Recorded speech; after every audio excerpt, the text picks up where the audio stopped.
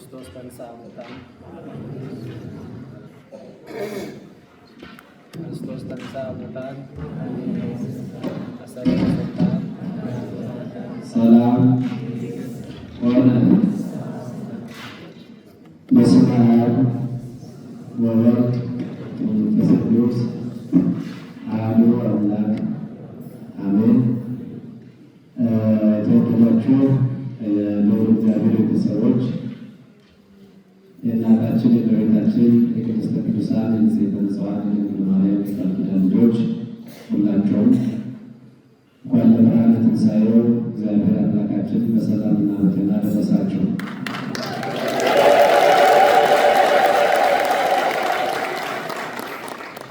እስቲ ትንሽ ቁጭ በሉ በያላችሁበት። ድምፅ ማጉያ ራሱ የራበው ይመስላል፣ ይነጫነጫል እና እናንተም አንዳንዶቻችሁ ጊዜ ደግሞ ከዚህ በኋላ ሊያቆዩ ሌላ አይነት መልክ ይታያል። ደስ ብሏችኋል? እግዚአብሔር አምላካችን ከቁጥር ሳያጎል ጾማችንን ተቀብሎ ሱባኤያችንን በሰላም አስፈጽሞ ከዚህ ታላቅ ቀን ስላደረሰን አምላካችን እግዚአብሔር ክብር ምስጋና ይግባው።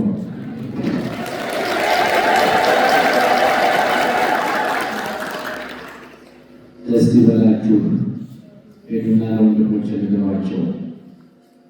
በመጽሐፍ ቅዱስ በአራቱም ወንጌላውያን ላይ የተጻፈ የእግዚአብሔር ቃል ነው።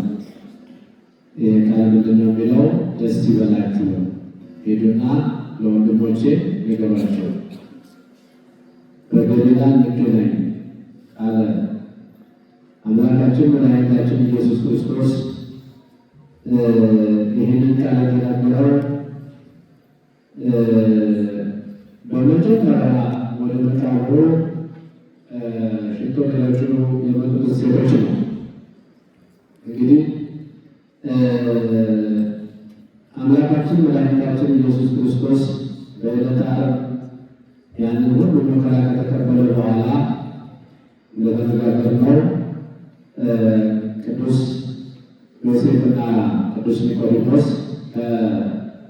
እንጨቱ ላይ ወይም ደግሞ ከመስቀሉ ላይ አውርደው ከቀበሩት በኋላ እነሆ በዛ የነበሩ የጌታ ወዳጆች እነ ማርያም መግደላዊት፣ እነ ማርያም ተብረት እንዲሁም ደግሞ እናቱ እመቤታችን ቅድስት ድንግል ማርያም እስከሚነሳ ድረስ ነው። እንደሚነሳ ያውቃሉ፣ እንደሚነሳ ተናግሯልና እነሱ በውስጣቸው በአእምሯቸው በሕሊናቸው በልቡናቸው የሚመላለስ አንድ ትልቅ ሀሳብ ነበረ። በእነሱም ማለት በሦስተኛው ቀን ሽቶ ይቀቡ ነበርና ወደ መቃብሩ ሄደው ሽቶ ለመቀባት ሌሊት ነው የሄዱት። ቅዳሜ ለእሑድ ሌሊት እንግዲህ ወአለፈ ሰንበት መጻት ማርያም መግደላዊት የመጀመሪያ ሰንበት ካለፈች በኋላ ሌሊት ማርያም መግደላዊት ነው የሚለው እና ሌሎችም ወደዛ ሲሄዱ በጣም ያሳስባቸው የነበረ እነዚህ አይሁዳውያን ጌታን እንዳይነሳ በሚል ምሳሌ ትልቅ ድንጋይ ነበረ መቃብሩ የገጠሙት እና የእነሱ ሀሳብ ሌሊቱ አላስፈራቸው። ይገርማቸዋል። ጨለማ አላስፈራቸው። ግን እዛ ከደረስን በኋላ ያንን ድንጋዩ ማን ያንከባልልልናል፣ ማን መቃብሩን ይከፍትልናል የሚል ሀሳብ ነበራቸውና ወደ መቃብሩ ሲደርሱ ድንጋዩ ተንከባሏል። ክብርና ምስጋና ለእግዚአብሔር ይሁን። ማን ያንከባልለው? እንደው ከሰማይ አንድ መልአክ መጥቶ ድንጋዩን አንከባሎ ድንጋዩ ላይ ቁጭ ብሎበታል ይላል እና ሲሄዱ ድንጋዩን ተንከባሎ ድንጋዩ ላይ አንድ ነጭ ልብስ የለበሰ ሰው ቁጭ ብሎ አዩት እና ያ መልአክ መጥቶ ድንጋዩን ሲያንከባልለው በዛ ክርስቶስ እንዳይነሳ አይሁዳውያን ትልቅ ደሞዝ ከፍለው እንዲጠብቁ ያስቀምጧቸው የሚሆነውን ነገር ሁሉ ያዩ ነበረ ይላል። የሚደረገው ነገር ሁሉ ጥበቃዎቹ ይመለከቱ ነበረ። ጥበቃዎቹ ደካማ ጥበቃዎች አልነበሩ። ጡንቻ ያላቸው የሰለጠኑ መሳሪያ የያዙ ልምድ ያላቸው እንቅልፍ የማይጥላቸው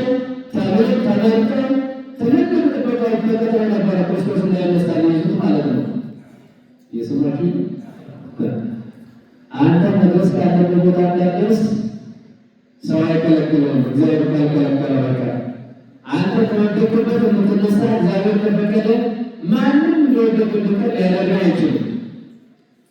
እና ክርስቶስም ከዛ ከመቃብሩ እንዳይነሳ እንደዚህ አይነት ጥበቃዎች ነበሩ የተቀጠሩና እነዚህ ጥበቃዎች የሚሆነውን ነገር ሁሉ ይመለከቱ ነበር፣ ያዩ ነበረ። በኋላ የሆኑ ነገር ከሆነ በኋላ እነዚህ ሴቶች ሲመጡ ደነገጡ ይላል፣ ፈሩ ይላል። ከዛ ድንጋዩ ላይ ያለው ሰው እንዲህ አላቸው፣ እናንተ ሳትደንግጡ አይዟችሁ፣ አትፍሩ። እናንተ የተሰቀለውን ኢየሱስን እንደምትፈልጉ አውቃለሁኝ፣ እሱ የለም እንደተናገረ ምን ነው አላላቸው። እንደተናገረ አይሰማም፣ እውነትም ርቧቸዋል ማለት ነው። እንደተናገረ ክብርና ምስጋና ለፈጣሪ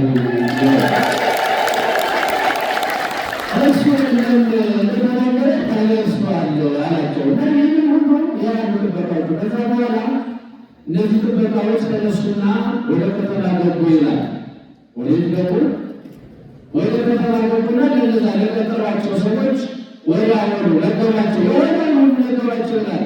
ለሽማግሌዎቹ ነገሯቸው። ለነዛ ለቀጠሯቸው ለአይሁዳውያን ነገሯቸው። የተደረገውን የተፈጠረውን የሆነውን አዩአቸው። ግን ያመላክ ሲመጣ እነሱ እንደሞተ ሆኖ ነበረ፣ ተኝተው ነበረ፣ ተለወጠው ነበረ። አይሁዳቸው ሁሉ አልነበሩምና የአይሁዱ ሲነግሯቸው እነዚህ የቀጠሯቸው ሰዎችና ሽማግሌዎች ምን አሏቸው? እነዚህ ጥበቃዎች የሆነተዋለ ሁለተኛ እንደዚህ ብላችሁ እንዳታወሩ እና አሁን ከዚህ በኋላ ለሚጠይቃችሁ ሰው ተነስታ ብላችሁ እንዳታወሩ። ምን እንዳትሉ? ተነስታ ብላችሁ እንዳታወሩ።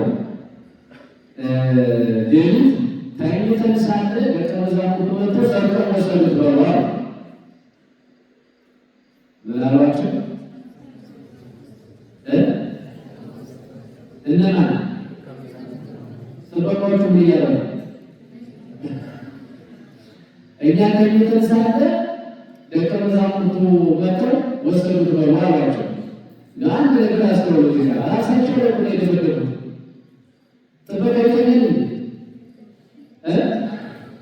የተቀጠሩት ጊዜ ነው አንድ ተኝተን ሳለ የተቀጠሩት እኮ ሊተኙ አይደለም፣ ልኩናቸው የተባሉ ሰዎች ናቸው የተቀጠሩት። ግን ምናልባቸው ተኝተን ሳለ ደቀ መዛሙርቱ መጥተው ሰርቀው ወሰዱት ብለዋል አሏቸው። ሁለተኛ ደግሞ ከተኙ ሲሰርቁ የታዩአቸው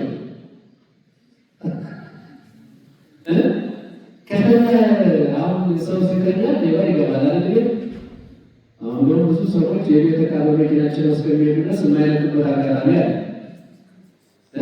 ከተኛ ተኛ። ስለዚህ ከተኛ ማን ይምጣ ማን ይስረቅ፣ ጎረቤት ይስረቅ፣ ጓደኛ ይስረቅ፣ ማን ይስረቅ አይታወቅምና ከተኙ የሰረቁትን ሰዎች ማየት አይችሉም። ግን አላገናዘቡ። ምንድን ነው ያላገናዘቡበት ምክንያት ብላችሁ? አይምሯቸውን ገንዘብ አጥቶት ነበረ ይላል። ምንድን ነው ያላቸው? እና ብዙ ብር እንሰጣቸዋለን፣ ብዙ ገንዘብ እንሰጣቸዋለን፣ 400 ወርቅ ወይም 400 ዲናር እንሰጣቸዋለን ያሏቸው እና እኛ ገንዘብ ስለምንሰጣችሁ ተነስቶ ለብላችሁ እንዳታወሩ። ስለዚህ ለሚጠይቃችሁ ሰው ወይም ደግሞ ለሚነግራችሁ ሰው ክርስቶስ እንደሆነ ለሚላችሁ ሰው ለምን ተኝተን ሳለን ደቀ መዛሙርቱ መጥተው ሰርቀው ወሰዱት ብለው አሏቸውና እነሱ ብዙ የሚለው ላይ አይቷቸው ስለተያዘ ተኝተን አልወጣላቸው፣ ሰረቁን ብለው አልወጣላቸው። አያችሁ፣ ብዙ ጊዜ በዘመናችን ያንታችን የሚቀየር ገንዘብ ነው። ምንድን ነው በማለት ነገር ነው። አሁን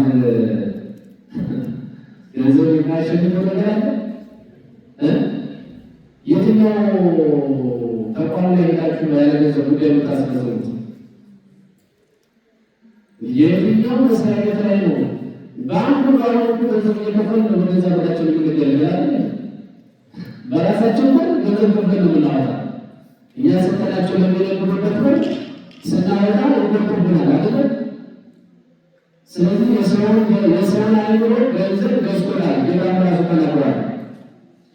አሃዱ ገብር ለክያ ላይ ሲጠቀም የሆነው አንድ ባሪያ ለሁለት ጌቶች መገዛት አይችልም ማለት። አንዱ ጌታ ማለት እግዚአብሔር ነው። አንዱ ጌታ የተባለው ግን ሁለተኛው ጌታ የተባለው ገንዘብ ነው።